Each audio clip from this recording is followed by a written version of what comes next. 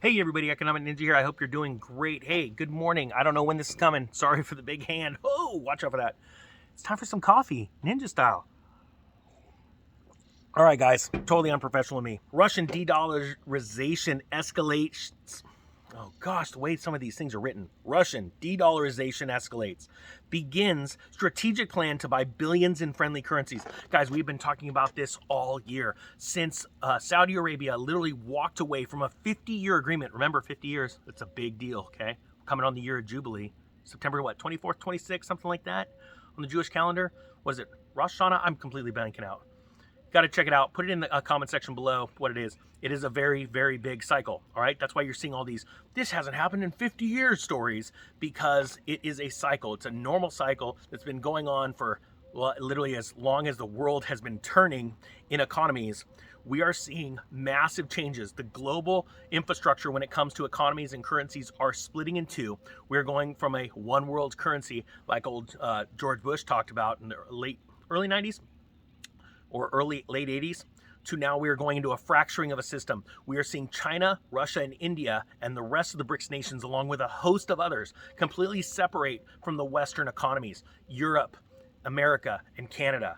Guys, it is happening very, very fast, which means the Fed is going to no longer be able to export inflation, and those dollars are going to come rushing back and create massive, massive inflation and transitory hyperinflation. It won't be hyperinflation across the entire board, but you will see it. And the thing is, you've already experienced hyperinflation in the last couple of years, but it was under the guise or the disguise of COVID and these shutdowns in lumber, in steel, and other things. You've already seen hyperinflation, but it's going to get worse, okay? Now, that's not to scare you. You can be prepared, not scared.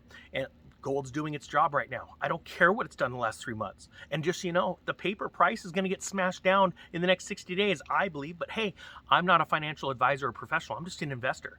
I know what happened during Lehman Brothers crash. I know what happened to the paper price of gold and silver then. I know what happened in 2020 when the economy shut down because of a liquidation event and a fear event.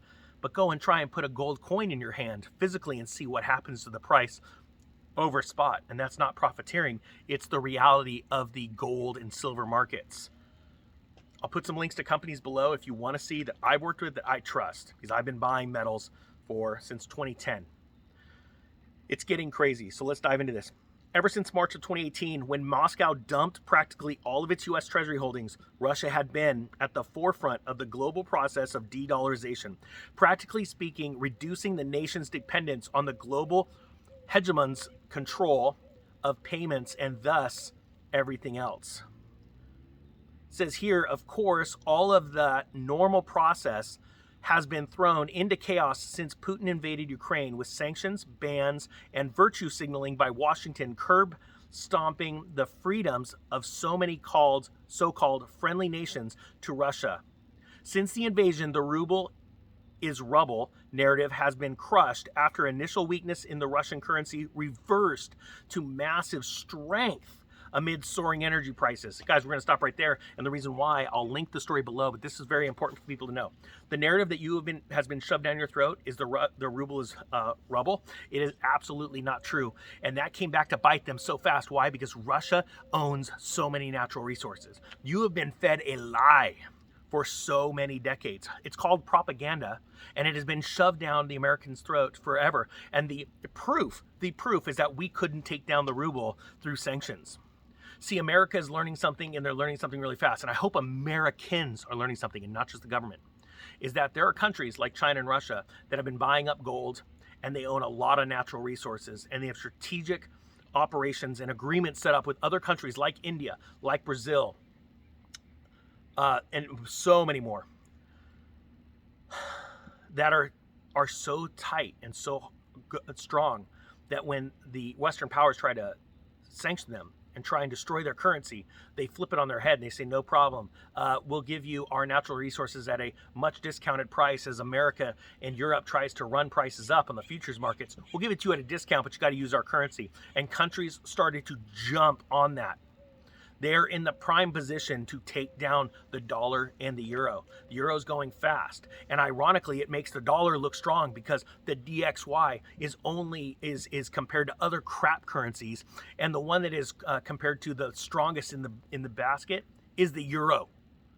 You are literally seeing a lie. There are people that sit there and you like the milkshake theory. Hey, the dollar's going to get strong. It's total crap.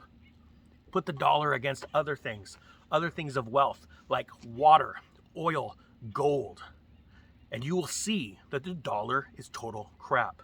Over the long term, in my non-professional opinion, I'm going to just tell you what I'm doing. I buy gold. I vault gold. Matter of fact, I'll throw a link down with a company that I work with personally. I vault it. Yep, I know if you don't hold it, you don't own it. And I think that people should hold physical silver and gold. But at a certain point, you get to a certain position in life and you got to vault it. I need the liquidity for my companies. And so I vault it. All right. So, and I split up my accounts. I have multiple vaulting systems around the world. That's how I do business because I believe that is the best way to do business. But that's just me. Don't take advice from me. I'm not a financial professional. I didn't go to college to get that certificate only to go get into too much debt and not be able to pay my debts. That's the truth. That's the world we live in. It's all a narrative. Guys, I'm going to link this story below because I think it's very important for you to read it and get it through your mind. Are you believing a narrative or are you looking for facts and want the truth? All right, guys, I hope you got something out of this. The Economic Ninja is out.